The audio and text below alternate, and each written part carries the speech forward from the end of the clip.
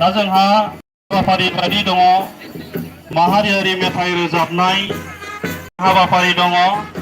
बे हाबाफारियाव जोंनि गाहाय आलासिजों लोगोसे नुजाफैनो हानाय साफ्रोमबो आलासि बिथांमोनहा फोथाराव थांनानै माहारियारि मेथाइ रोजाबनायाव बाहागो लागोन। बेनि उनाव गेलेगिरि बिथांमोनखौ बेस्ट अफ लाक जासिगोन आरो बेनि उनाव जोंनि मोननैखौ बा दिनैनि बादायलायनायखौ बेखेवनानै होगोन किक अफनि गेजेरजों। बारग' गोरायुं सार डक्टर सुरत नार्जारि सारा किक अफ खालामनानै दिनैनि बादायलायनायखौ बेखेवना होगोन। दा बे समाव माहारियारि मेथाइ रोजाबगोन। गाहाय आलासिजों लोगोसे नुजाफैनो हानाय आलासि बिथांमोनखौ फोथाराव खनसेनो हाबहैखानो थाखाय आङो बे समाव खावलायबाय। मेथाइ रोजाबखांनायनि उनाव जोंनि गेलेगिरिफोरजों बेस्ट अफ लाक जासिगोन आरो बेनि उनाव नुजाफैनो हानाय डक्टर सुरत नार्जारि सारा दिनै किक अफनि गेजेरजों बेखेवनानै होगोन।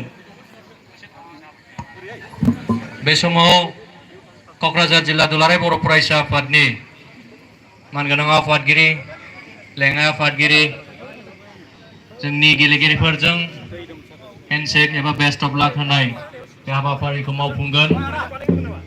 दायो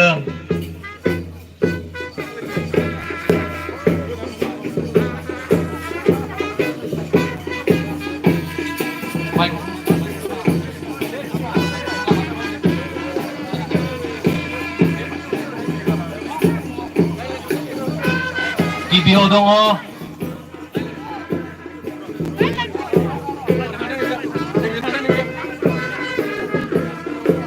जोंनि बे फरायसा बिथांमोनाबो लाइनाव थाथोंसै।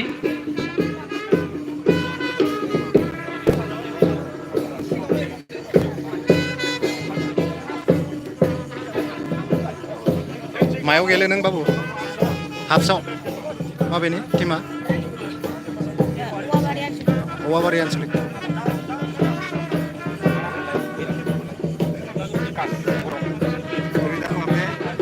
बाबु नामा मा नाममोनलाय? मायाव गेले? मायाव गेले? हा? मा पजिसनाव गेले? अन्नानै लाइनाव जुदि थायोबा जों माहारियारि मेथाइ रोजाबनाय बेवहाय ओमफ्राय टिमा बबेनि? मोजां नुगोन। बरिया। जोंनि गेलेगिरिफोरजों जोंनि हांख्राय हरजानाय गाहाय आलासि बारग' गोरायुं क'क्राझार सरकारि फरायसालिमानि डक्टर सुरत नार्जारि सार आरो आसाम फुटबल एस'सिएशननि मेम्बार दुलाराय बर' फरायसा आफादनि बुंथिगिरि क'क्राझार जिल्ला दुलाराय बर' फरायसा आफादनि आफादगिरि बिटिआरनि चिफनि political adviser Kokrajhar district sports officer लेङाइ आफादगिरि विवेकानन्द नार्जारि सार जोंसार नार्जारि गेदेर बिथांमोनहा दिनै जोंनि गेलेगिरिफोरजों हेन्डशेक लागासिनो बा बेस्ट अफ लाक होनाय हाबाफारियाव ओंखारबाय। बिथांमोना मावफुंगासिनो दङ। दा बे समाव जोंनि सार बिथांमोना लाइनाव थानानै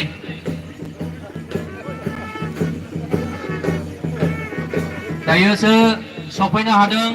बिटिआरनि इएम मानिजाथाव उकिल मुसाहारि साराबो सफैनो हाबाय।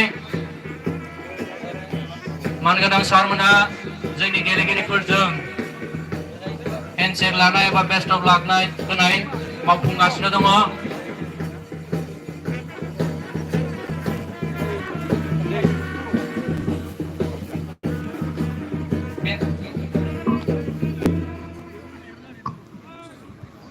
दा बे समाव नुजाफैनो हानाय गासै जोंनि आलासिजों लोगोसे गासै नायगिरि मानगोनां रायजो राजा बिथांमोनखौ दान्दिसे गसंनानै मा नाम बाबु? भारतनि मायाव गेले? माहारियारि मेथाइ स्टिकाराव नेशनेल एन्थेम ओमफ्राय मा बेखौ आनसलिकनि? मा सनमान होनो आनसलिकनि? थाखाय कुसुगाव आनसलिक। बयखौबो गुरै खावलायहरदों। सफैनो हानाय गासै नायगिरि मानगोनां रायजो राजा नोंथांमोनखौहाय दान्दिसे गसंनानै भारत हादरनि माहारियारि मेथाइ बेखौ खननाय एबा रोजाबनाय बा सन्मान होनो थाखाय दान्दिसे गसंनानै बयखौबो सन्मान होनो थाखाय बयखौबो खावलायहरबाय। जागायबाय।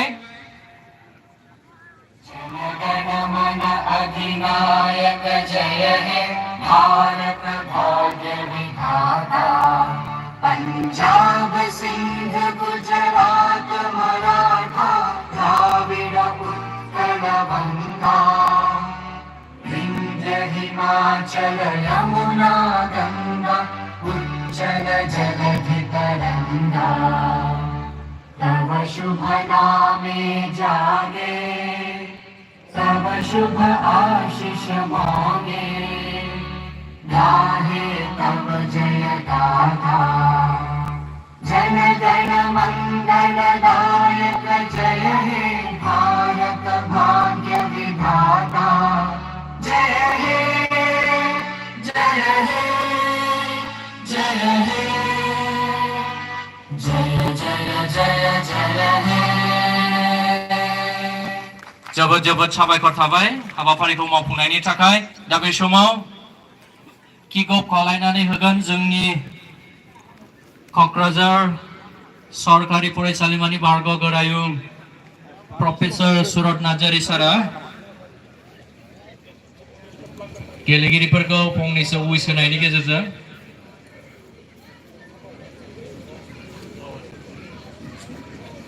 Simborgaon आरो हौवाबादिनिफ्राय अंडर 14 अंडर 13 जे जोंनि गथ'फोर गेलेनो फैगोन बिथांमोननि सायाव गिबियावनो आङो बेस्ट जासिग्रोबाय।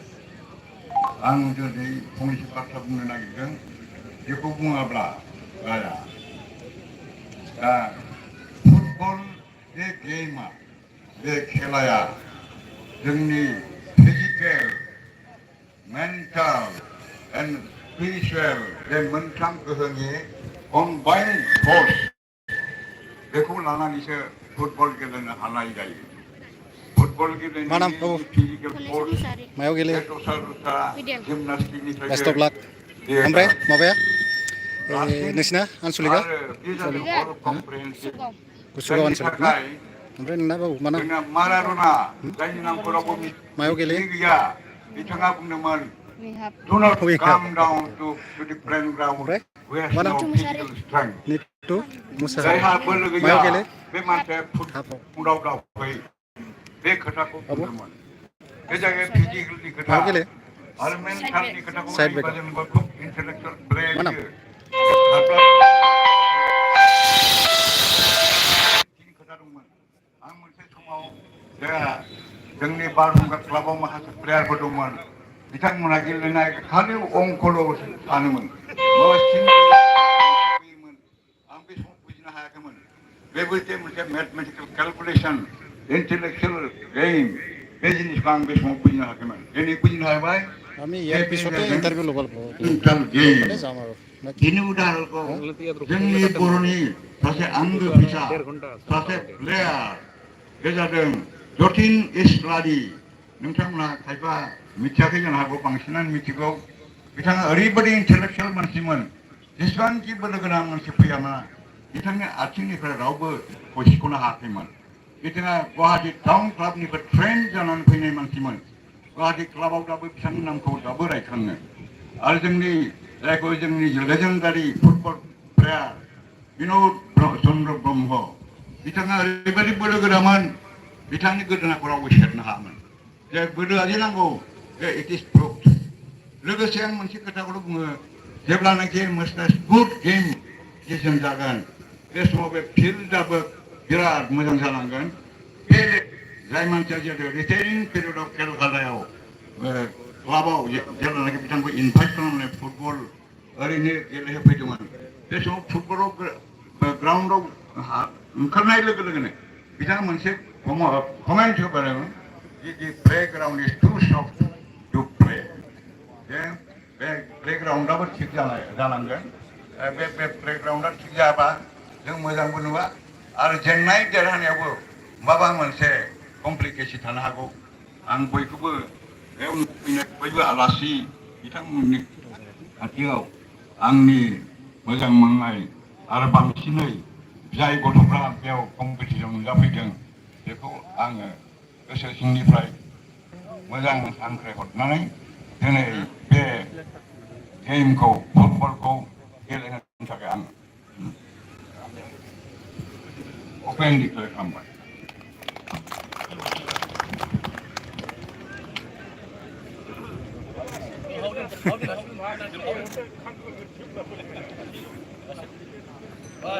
जोबोद जोबोद साबायखर थाबाय जोंनि गागि दैदेनगिरि क'क्राझार सरकारि फरायसालिमानि बारग' गोरायुं professor Surat Narzary साराहाय kick of खालामनायजों मेहेरगोनां फंनैसो बुंनानै होबाय। गासैबो दैदेनगिरि आलासि बिथांमोनखौहाय मासियाव जिरायफैनो थाखाय गुरै खावलायदों आरो अफिसियेल बिथांमोना जोंनि खेलाखौ दैदेनसिगोन।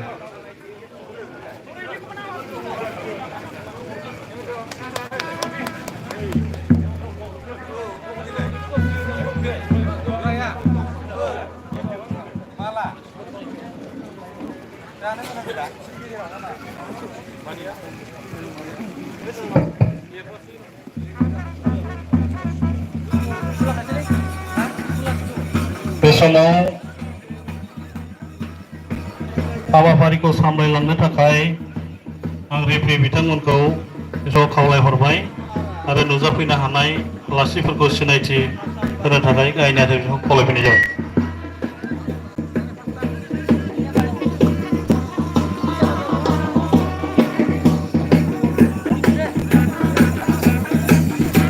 हांख्राय हरजानाय जर'खा आलासि महरै आरो माननि आलासि महरै हांख्राय हरजानाय गासै आलासि बिथांमोनखौ फिन खनसेबाव सिनायथिनो थाखाय मेलनि मानावनो मानसिगिरि मानगोनां बिथां खावलायनाय बायदि आङो सिनायथिनो सिगांबाय। दा बे समाव सफैनो हादों जर'खा आलासि महरै बिटिआरनि मावफुं सोद्रोमा मानिजाथाव उपेल मुसाहारि सारखौहाय गावनि गोथार सिनायथिखौ होनो थाखाय गुरै खावलायबाय। लोगोसे गांसे आर'नाइजों बरायलांनो थाखाय खावलायदों। गोबारै आखाइ खबनानै मानगोनां रायजो राजाफोरनो दा बे समाव सिनायथिनो सिगांदों आमाद माजद उपस्थित हबाफारा आमार क'क्राझार डिस्ट्रिक्टत अल बिटिआर एस स्टुडेन्ट इउनियনত सभापति चन्दन कुमार रय तेखेते सिनाखि दिবলৈ अनुरोध কৰিছো। जोबोद जोबोद गोजोननाय थाबाय आरो जोंनि गेजेराव दंबावो आमाद माजद उपस्थित हबाफारा all BTR S student union Kokrajhar डिस्ट्रिक्टर सेक्रेटारि शंकर शुक्लधर तेखेतेও सिनाखि दिবলৈ अनुरोध কৰিছো। जोबोद जोबोद गोजोननाय थाबाय। दायो जोंनि गेजेराव दंबावो क'क्राझार जिल्ला दुलाराय बर' फरायसा आफादनि बारग' रांगिरि मानिजाथाव राकेश ब्रह्म मानगोनां बिथांखौबो सिनायथिनो थाखाय गुरै खावलायदों। दा बे समाव सिनायथिनो सिगांदों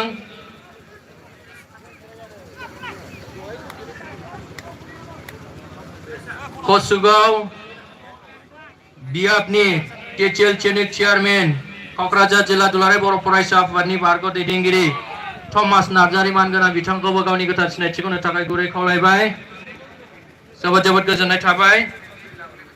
दा बे समाव सिनायथिनो सिगांदों क'क्राझार जिल्ला बर' थुनलाइ आफादनि लेङाइ लोगो गाहाय नेहाथारि रतेन्द्र बसुमतारी अल बिटिआर टिचार एस'सिएशननि नेहाथारि मानगोनां भाइस प्रेसिडेन्ट मानगोनां बिथांखौबो सिनायथिनो थाखाय सिगांदों। जोबोद जोबोद गोजोननाय थाबाय।